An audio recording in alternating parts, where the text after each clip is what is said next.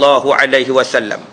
Seperti dalam sepotong hadis masalah 122 tadi, telah banyak berlaku bila seseorang mengetahui akan hal saudaranya atau kerabatnya atau orang kenalannya berbuat barang yang menyalahi hukum syarak, tidaklah ia peduli, tidaklah ia memberitahu akan haram dan memberi nasihat kepadanya, kerana takut ia akan marah orang itu, atau takut kena lucahnya. Kena lucah ni kena makilah, atau takut dengkinya, atau tuduh dengkinya, atau khianat kepadanya, dan tiada suka dan kasih kepadanya, maka dibiarkannya sahaja, tidak diperdulikan. Inilah peristiwa yang akan banyak berlaku di akhir zaman. Tak berani tegur, sebab apa? Oi, anak ni lah yang duk hantar duit bulan-bulan. Biarlah bapaknya pun tak semayang je, kata dia. Aja, apa-apa ajalah. Ya ke tak semayang ni aja, tuan-tuan? Bukannya apa mu bapaknya, bukannya isak dadah pun, tak semayang je. Biarlah, kata dia. Tak semayang saja. Tak semayang ni Allah angkat, Allah jemput Nabi Muhammad untuk terima perintah solat. Bila sampai pada manusia, manusia boleh kata tak semayang aja. Jiran saya tu baik ustaz, mengatur orang tidak, mengumpat orang pun tidak, mencuri pun tidak. Baik ustaz, semayang pun tidak. Baik benar ustaz. Dia faham apa yang tidak ni baik dah tu. Dia anggap cuma tak semayang aja ustaz. Silap situ aja. Tak semayang bukan silap tuan-tuan, itu perkara paling besar. Menantu tak semayang, anak tak semayang, kita kena tegur. Nak tegur macam mana ustaz? Anak tu besar pada saya. Nak tegur macam mana ustaz? Menantu saya tu misai ni tutup mulut sampai tak nampak mulut ustaz. Saya takut misai dia nipis sikit pada bumerang aja. Kalau dia biar sikit ustaz, memerang muka Allah ustaz, saya tak berani. Ini yang dia kata tadi, la yamna'anna rajulun. Jangan kamu menghalang menasihat orang, menegur orang dengan sebab kehebatan. Saya ada buat ceramah kursus semayang, klinik solat pada satu badan uniform, anggota keselamatan peringkat negeri Perak. Habis soal jawab, habis mengajar-mengajar, buka soal jawab. Ada soalan? Tuan, satu anggota bangun. Saya nak tanya sikit tuan, persoalan tuan. Ya, silakan.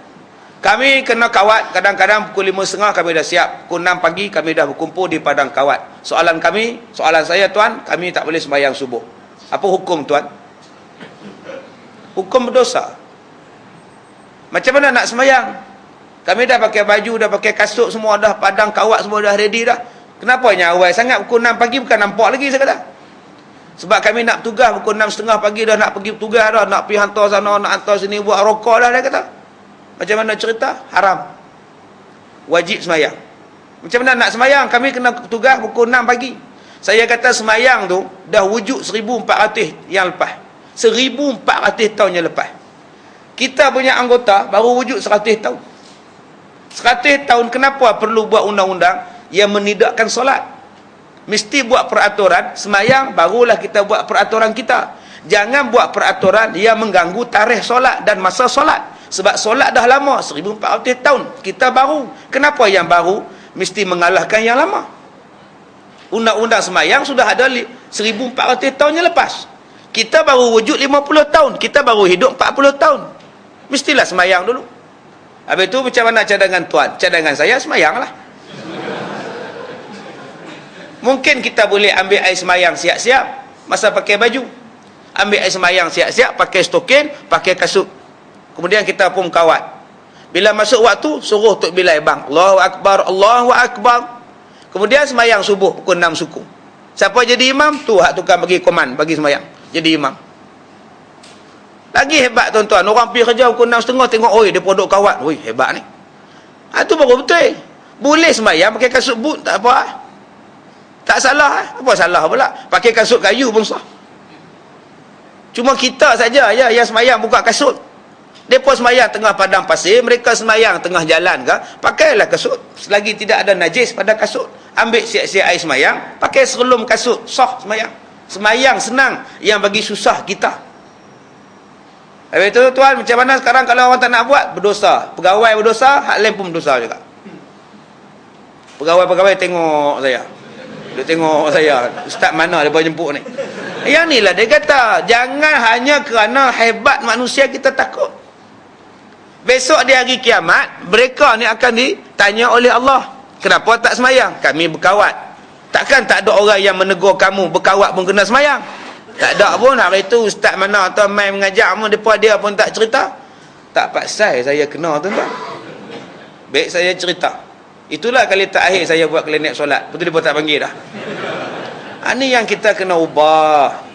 Ya, kena bercakap. Jangan takut bercakap. Pasal ini letaknya ketakwaan kita pada Allah, yang hanya kita takut kepada Allah, bukan kita takut pada manusia.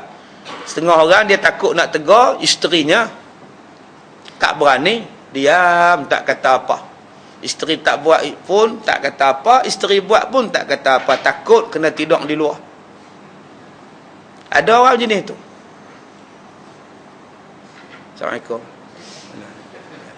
Jadi tuan-tuan, macam-macam jenis manusia ni yang takut kepada anak menantu kerana takut anak tak balik, yang takut anak lari daripada rumah, diam, tak kata apa. Bila takut pada manusia, banyaklah. Dengan peniaga pun takut. Sayyidina Umar dah kata dah, bila orang tanya pada Sayyidina Umar, tuan, di pasar harga daging naik, apa jawab Sayyidina Umar? Tangguhkan pembelian.